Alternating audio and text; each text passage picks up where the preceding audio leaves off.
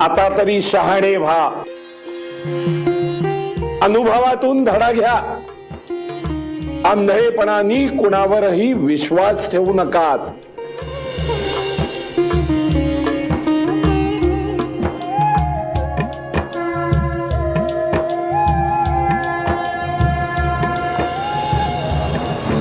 त्या भोंदू बुवाला आता मी सोडणार नाही.